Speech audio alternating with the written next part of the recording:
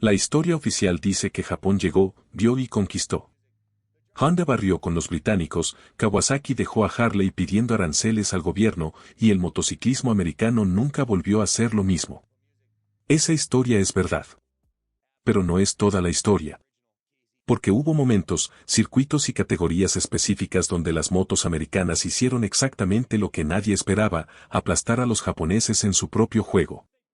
Con menos tecnología, menos presupuesto, y en algunos casos con fábricas que estaban a un mal trimestre de cerrar para siempre. No hablamos de nostalgia ni de orgullo de garaje. Hablamos de cronómetros, campeonatos oficiales y récords que están escritos en los libros, no en los comerciales. Estas son 12 veces que América respondió. Y una de ellas cambió la industria entera. Número 12. Harley-Davidson XR750 en Dirt Track, 1972, presente. El Dirt Track americano es la disciplina más ignorada fuera de Estados Unidos y la más dominada por una sola máquina en la historia del deporte motorizado. Desde 1972, la XR750 acumuló 37 Grand National Championships y más de 500 victorias en carreras principales. Honda, Kawasaki, Yamaha y Suzuki intentaron desplazarla en distintas décadas, con presupuestos de fábrica y pilotos de primer nivel. Ninguno lo logró de forma sostenida. La razón no era superioridad tecnológica absoluta. Era que el motor Didwen de 45 grados entregaba el torque exactamente en el rango que el Dirt Track requiere, tracción controlable saliendo de la curva, no potencia pura en la recta. Los 4 cilindros japoneses de alta revolución eran más rápidos en papel y más difíciles de manejar en tierra suelta. Scott Parker ganó 9 campeonatos en la XR750. Ebel Niebel la usó para todos sus saltos icónicos. 50 años después de su introducción, el ADN de esa moto seguía presente en los motores de competición de Harley hasta bien entrado el siglo XXI. Los japoneses nunca encontraron la respuesta correcta para las pistas ovaladas de tierra americanas, y eso que lo intentaron con seriedad durante casi 3 décadas. Número 11. Indian Scout en velocidad, 1920-1938.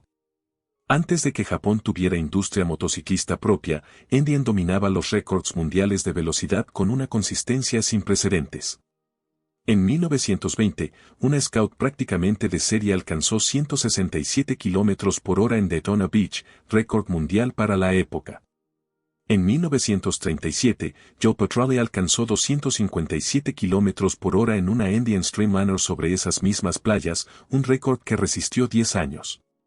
Las motos japonesas de los años 30 y 40 eran funcionalmente incapaces de acercarse a esos números. La industria motociclista japonesa recién empezaba a producir para uso doméstico, sin ninguna ambición de velocidad internacional todavía. La ventaja de Indian no fue conquistada por los japoneses en pista.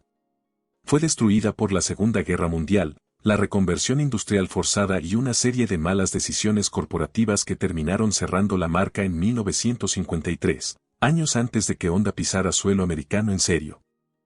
Número 10. Indian en la Salomon TT 1911.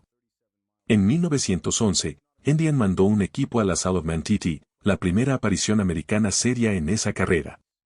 Los expertos europeos esperaban que los americanos fueran rápidos en línea recta y torpes en las curvas de montaña. Exactamente el prejuicio que existía entonces y que, con otro nombre, persiste hoy contra cualquier outsider. Oliver Godfrey, Charles Franklin y Arthur Morehouse terminaron primero, segundo y tercero. Un barrido completo en el circuito de carretera más exigente del mundo, con motos americanas, delante de todas las marcas europeas que habían inventado la competición y la corrían en casa. El periodista británico B.H. Davis escribió después que no veía cómo la carrera podía seguir corriéndose con dignidad tras una derrota extranjera tan aplastante. Charles Franklin, que terminó segundo ese día, más tarde diseñó la Indian Scout de 1920, el modelo más famoso de la marca y protagonista de nuestro número anterior. Número 9. Buell XB12R en Laguna Seca 2004. Durante 20 años la prensa especializada trató a Buell con condescendencia benevolente. Una Harley con pretensiones deportivas. Simpática. No competitiva en serio. En 2004, en Laguna Seca, la Buell XB12R terminó delante de varias Honda CBR 1000RR y Yamaha R1 oficiales en el Campeonato Americano de Superbike. No en una prueba de revista con condiciones favorables. En pista, con pilotos profesionales, cronómetro corriendo y público pagando entrada. El motor Didwen de 1.203 centímetros cúbicos producía apenas 103 caballos, muy por debajo de las japonesas de 4 cilindros. Buell compensó esa diferencia con un chasis más rígido, menos peso total y una distribución de masas que las japonesas de ese año no podían igualar en las curvas técnicas de Laguna Seca. Harley cerró Buell en 2009. La mayoría de los analistas de la industria lo sigue considerando uno de los errores estratégicos más costosos en la historia reciente de la marca. Número 8. Harley-Davidson KRTT en Daytona 1969. La KRTT usaba un motor de válvulas laterales derivado de un diseño de los años 30. En 1969 eso era tecnología obsoleta por cualquier métrica razonable. Honda acababa de lanzar la CB750, con 4 cilindros y árbol de levas en cabeza, la moto que la prensa llamó la que cambió todo. Calvin Rayburn ganó la Daytona 200 de 1969 en la KRTT, a un promedio récord para la carrera hasta ese momento. Delante de motos japonesas que costaban el triple y tenían el doble de cilindros sobre el papel. Daytona en 1969 exigía torque sostenido a alta velocidad en la tribuna bancada, no aceleraciones explosivas de motor pequeño. La KRTT estaba diseñada casi por accidente para esas condiciones. Las japonesas de alta revolución no lo estaban. No es superioridad tecnológica absoluta. Es la moto correcta, en el lugar correcto, en el día correcto. En el deporte motor, eso a veces es lo único que cuenta. Número 7. Yankee en motocross, 1970-1975. A principios de los 70, cuando el motocross japonés empezaba a imponerse mundialmente, existió brevemente una moto americana que competía con éxito real en carreras organizadas. La Yankee era un bicilíndrico de 2 tiempos de 400 centímetros cúbicos fabricado en Connecticut, 52 caballos en apenas 113 kilogramos, mejor relación potencia-peso que muchas de las japonesas de competición de la época. En las series de motocross americanas de 1972 y 1973, pilotos sobre Yankee terminaron regularmente entre los primeros 5 puestos, contra Honda, Yamaha y Kawasaki con soporte de fábrica. En 1975 los japoneses mejoraron sus motos con recursos que el pequeño fabricante de Connecticut no podía igualar, y la Yankee desapareció del mapa competitivo casi tan rápido como había llegado. 3 años compitiendo de igual a igual. No entró en los libros de historia del motocross que se escriben en Japón o en Europa.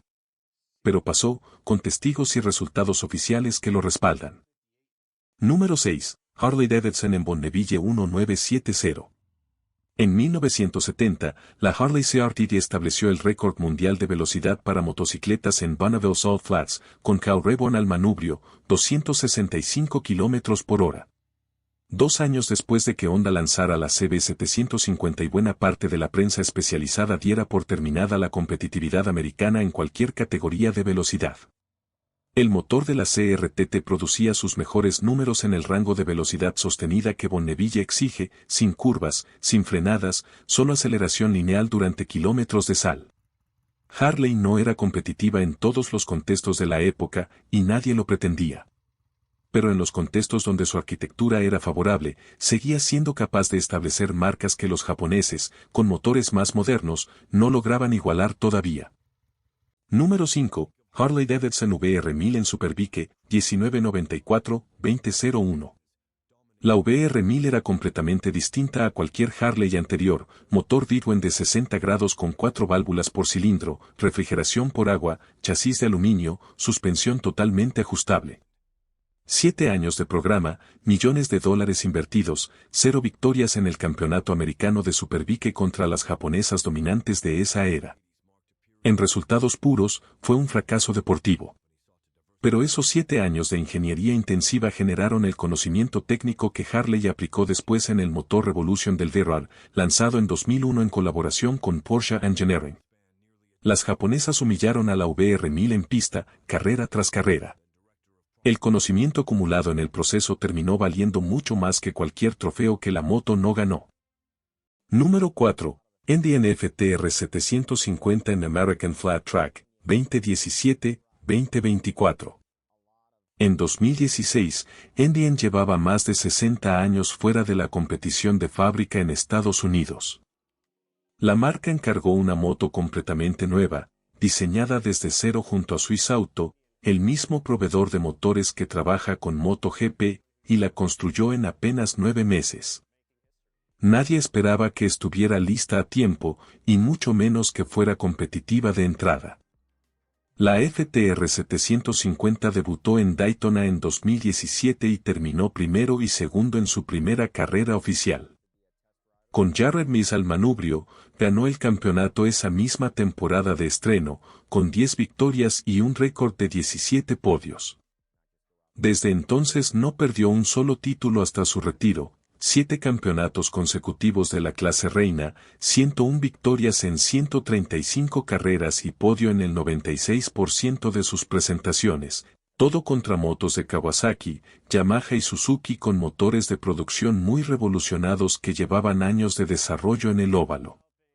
La dominación fue tan absoluta que en 2024 American Flat Track cambió el reglamento para exigir motores basados en modelos de calle, una regla que dejó a la FTR 750 fuera de la categoría por diseño, no por rendimiento.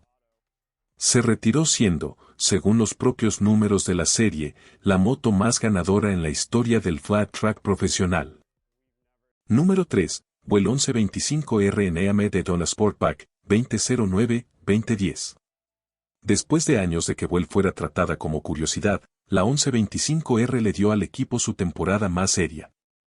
Danny Slick, sobre la 1125R, ganó el campeonato EAME de Daytona Sportback, la categoría de 600 centímetros cúbicos de 4 cilindros donde Kawasaki, Suzuki y Yamaha llevaban más de una década intercambiándose el título entre ellas.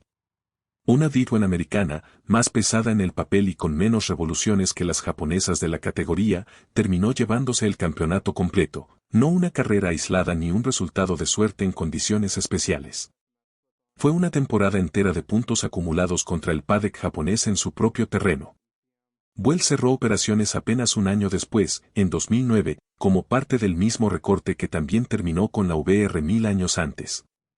El campeonato de Slick quedó como la última gran demostración de que la fórmula Vuel, cuando funcionaba, funcionaba de verdad. Número 2, EBR 1190RX en el Mundial de Superbike 2014. Después de que Harley cerrara Vuel, Arek Buell formó Arek Buell Racing y en 2014 llevó la 1190RX al Campeonato Mundial de Superbike. Motor Daytona de 1.190 centímetros cúbicos, 185 caballos, chasis completamente original con frenos montados en el borde de la rueda y depósito de combustible integrado en el marco, una solución que nadie más en el paddock mundial usaba.